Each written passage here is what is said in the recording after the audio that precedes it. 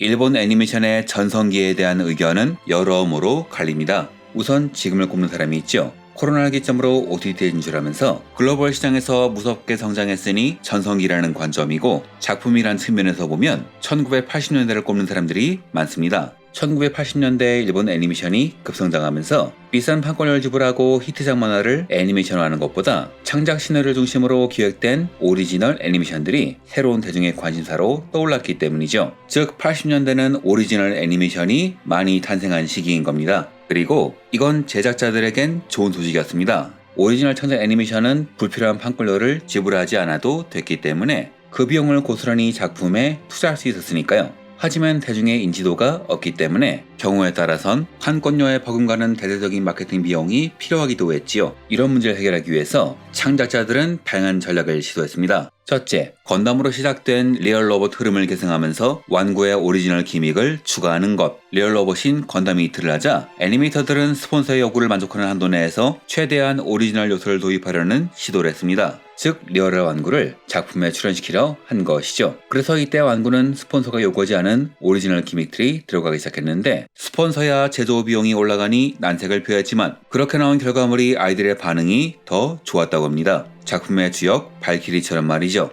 둘째, 스타 시스템. 당시 애니메이션이 스타의 인지도를 빌릴 수 있는 부분은 아이돌로 활동하는 성우의 힘을 빌리는 것이었는데, 이식으로 노브로 같은 감독은 이를 살짝 비틀어 직접 스타를 만들어 퍼뜨리는 것을 선택합니다. 그리고 이에 카와모리 쇼지는 사랑과 변신을 축으로 삼은 기획안을 제시했고, 나아가 그 스타를 스토리의 중심에 있는 가수로 하자는 것을 제시하지요. 여기에 작화 감독 히라노 토시히로, 캐릭터 디자이너인 미키모토 하루이코 등 지금 시점에서 보면 업계 전설들이 다 모여있던 80년대 스튜디오 누에는 아이돌 캐릭터에 가장 먼저 뛰어들어서 성공시킨 크리에이터죠. 그리고 그 결과물이 이 사람들이 모여 만든 걸작 초시공 요새 마크로스입니다.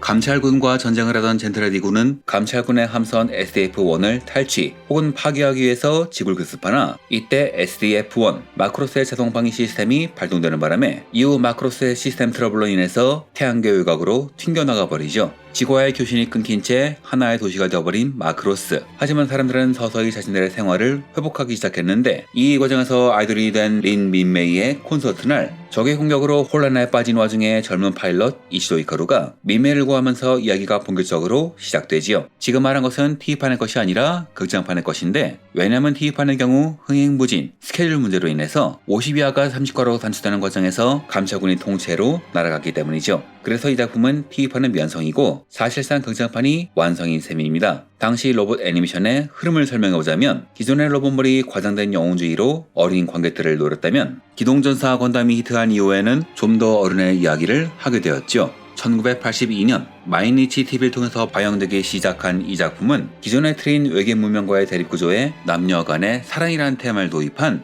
효식적인 작품이었습니다. 사실 이런 구도는 투장 다이모스가 먼저 시도하긴 했지만, 다이모스가 남녀 간의 순수한 사랑만을 묘사했다면 마크로스는 치정 그리고 삼각관계라는 어른의 현실적인 사랑에 더욱 집중했지요. 여기에 지금도 명곡으로 남는 불세출의 음악이 곁들여져 이 작품은 건담과 버금가는 전설이 되었습니다. 라고 말은 하지만 작품이 제작될 때의 환경은 그야말로 처참했다고 하지요. 지금은 전설로 남은 작품이지만 사실 냉정한 눈으로 보면 TV판은 상당히 어설픕니다. 그나마 그것도 미디어를 출시하면서 고쳐 그려서 그렇지 원래 방영부는 상당히 처참했다고 하지요. 스튜디오 누에의 멤버 아트랜드 제작진이 오타쿠 아마추어 집단이었기 때문이죠. 지금은 검증된 프로 혹은 그에 준하는 실력을 보이지 못하면 업계에 발도 들이지 못하지만, 당시엔 이 친구 일 잘한다 라는 평가만 받으면 일을 할 수 있었죠. 안노 히데키가 지브리에서 일했던 말이죠. 하지만 마크로스의 경우에는 일종의 트러블이 원인이었습니다. 원래 이시고로 감독은 진지한 하드 SF 작품을 만들려고 했습니다. 그런데 우리가 보통 상사에게 기획을 가져갈 때는 밀고 싶은 기획, 그리고 이 기획을 돋보이게 하기 위한 땜빵 기획을 제출하는데, 문제는 스폰서가 땜빵 기획인 마크로스를 더 마음에 들어했다는 것이죠. 이시고로 감독은 다급했습니다. 부랴부랴 세부 설정을 궁리하고 인재를 찾아야 했죠. 이 과정에서 경력도 없는 대학생인 미키모토 하루이코의 실력에 반해 그를 캐릭터 디자이너로 기용했지요. 이는 보석을 잘 발굴하는 이시고로 노부루 감독의 안목이 빛을 발한 순간이었지만, 베테랑 애니메이터들은 이에 분노해서 그만둬버렸고, 결국 감독은 이리저리 수소문해서 경력이 없는 신인들을 긁고 모아야 했죠. 이렇게 지금은 거장, 거물이지만 당시엔 제대로 된 경력도 없던 가와마리 쇼지와 미키모토 하루히코 그리고 안노 히데키와 야마가 히로유키가 등장하게 되었습니다. 시마모토 카즈코의 만화 아오이 호노에는 마크로스의 오프닝을 야마가가 만들어서 시마모토가 놀라는 장면이 나오는데 이 야마가는 그림을 잘 그려서 부른 게 아니라 야마가를 불러야 안노 히데키가 올 것 같아서 불렀다고 합니다. 사실상 덤이었던 야마가는 그림을 그려본 적이 없어 콘티를 하게 되었는데 워낙 일손이 부족해서 이시고로 감독이 그에게 무료 작품의 얼굴인 오프닝을 맡기게 되지요. 이에 업계 관계자들은 말도 안 된다고 경악했지만 결국 야마가의 콘티대로 오프닝이 만들어지게 됩니다. 물론 세부적인 수성은 업계의 거장 이타노 이시로가 했지만 구성, 구도, 연출은 야마가가 한 것이죠. 그리고 그 결과물은 지금 봐도 훌륭합니다. 하지만 이후 야마가는 쫓겨나고 말지요.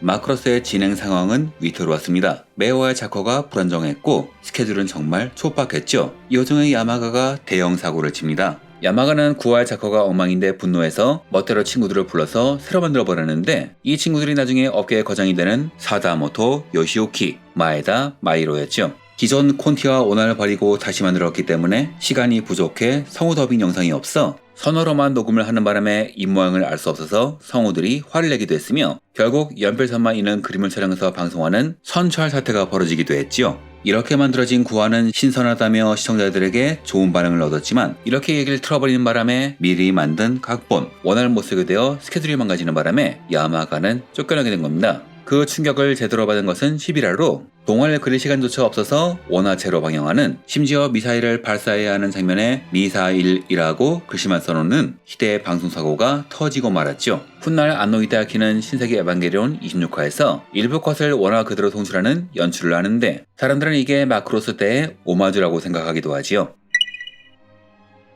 이 작품은 거물이 주도했다기보다는 업계의 거장들이 신인들에게 판을 깔아준 작품에 가깝습니다. 그래서 당시 틀에 박히지 않은 참신한 시도가 눈에 보였지만 그만큼 완성도가 들쭉날쭉하지요. 그래서 방송국은 오타쿠 놈들이 뭘 할 수 있겠냐면서 무시했으며 실제로 제작 환경이 건담 이상으로 엉망진창이라 색칠할 시간이 없어 물감으로 대충 칠하거나 그림자를 생략하거나 미사일을 매직으로 그리는 등 전반적으로 총체적 난국이었습니다. 또한 한국의 스타 프로가 만든 분량에 문제가 많았는데 평론가 오구라 유이치로가 알아본 바에 의하면 하청업체가 문제가 있는 게 아니라 발주, 체크 시스템에 문제가 있었다고 합니다. 즉 잘못은 원청에 있던 것이죠. 하지만 결과물이 문제가 있는 것은 확실해서 이를 포파신으로 덮어버리거나 잘라버리는 등 땜빵 진행이 계속 이어지게 되지요. 나중엔 제대로 완성되지도 않은 테이프가 방송 1시간 전에 도착하기도 하는 등 그야말로 작품 제작의 환경은 총체적 난국이었습니다. 아마 이타노 이치로가 없었다면 마크로스는 신화는커녕 방송 중지되었겠죠.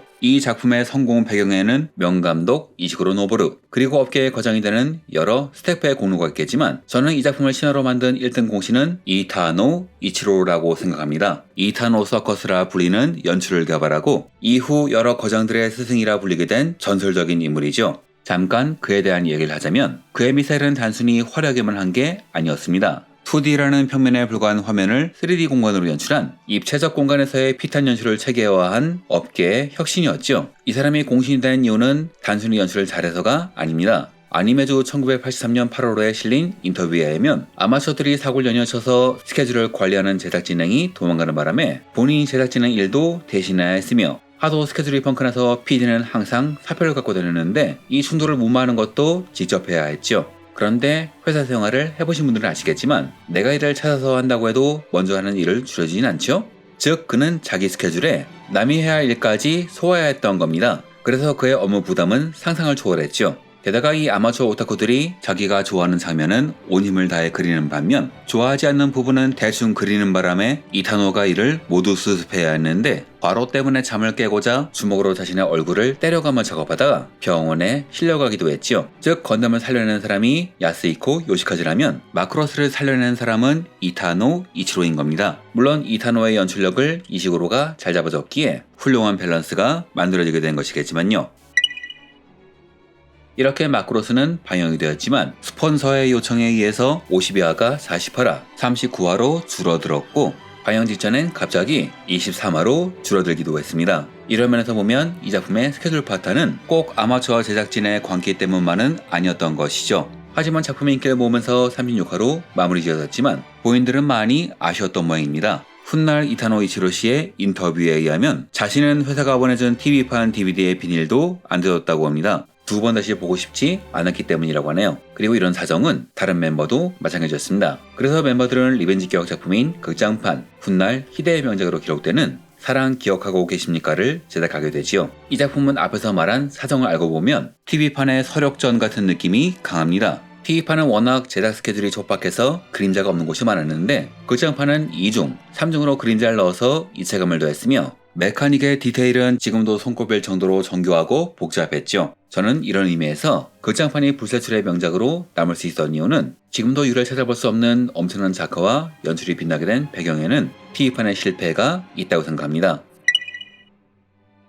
메카닉, 음악, 사랑이란 삼각 구도가 매력인 이 작품. 하지만 당시엔 전혀 기대하지 못했는데요. 왜냐하면 알려진 원작이 없기 때문에 홍보 효과를 누리기 어려웠기 때문입니다. 당시 최고 시청률을 기록한 닥터 슬럼프처럼 대형 히트를 친 원작 만화가 있던 것이 아니니까요. 하지만 그럼에도 이 작품은 대형 히트를 쳤는데 저는 리얼로봇 열풍을 훌륭히 계승한 덕도 있다고 보지만 그보단 스타 시스템의 성공이 더 크다고 봅니다. 이 작품이 대형 히트를 친 배경은 바로 린 민메이란 아이돌 덕분이니까요. 하이사의 미사편인 제가 봐도 이건 부정할 수 없는 사실이죠. 민메이는 제타 건담의 커트로 바지나와 함께 절정의 인기를 누렸고 훗날 건담과 마크로스 관계자들의 인터뷰에 의하면 엄청난 펠레터가 몰려드는 바람에 우정국, 우체국 관계자들이 비상대책 회의까지 했을 정도라고 하네요. 물론 이런 아이돌화는 애니메이션 팬들이 이 작품에 갇혀 다른 시리즈는 쳐다보지도 않는 바람에 애니메이션 산업이 위축되는 부작용으로 이어지지만 헐리우드 영화와 달리 출시장이 없어 일본 내수 비중에만 의존해야 했던 80년대 일본의 만화 영화 산업이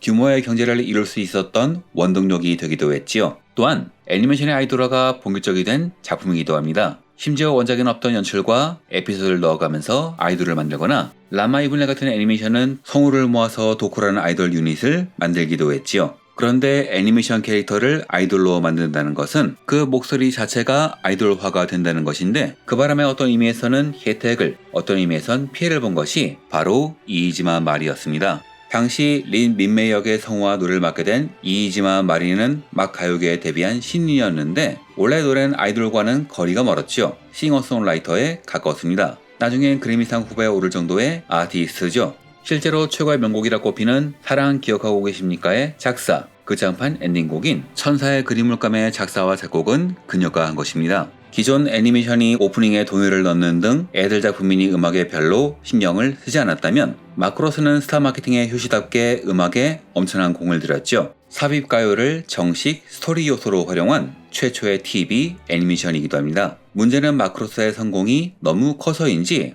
애니메이션 종료 후 그녀의 행보는 그리 밝지만은 않았습니다. 그녀의 앨범은 상당히 완성도가 높았음에도 히트하지 못했고 오히려 자신을 린 민메이로만 보는 오타쿠들에게 질려서 한때 마크로스와 린 민메이를 싫어했다고 하네요. 하지만 세월이 지난 지금은 이래저래 잘 받아들였고 미국 유학 때 자신을 알아봐준 팬에게 감동하기도 했다네요.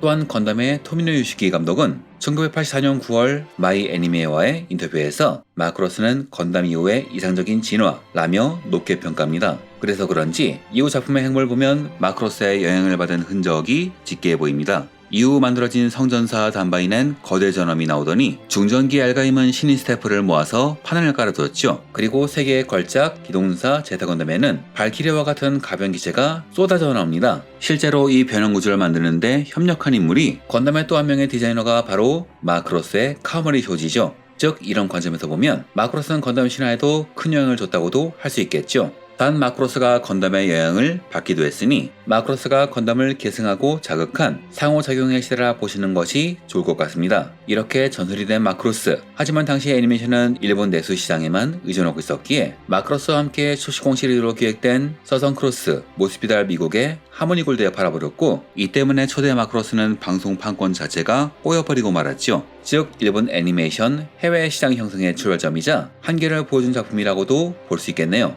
이번 영상은 여기서 마치겠습니다. 감사합니다.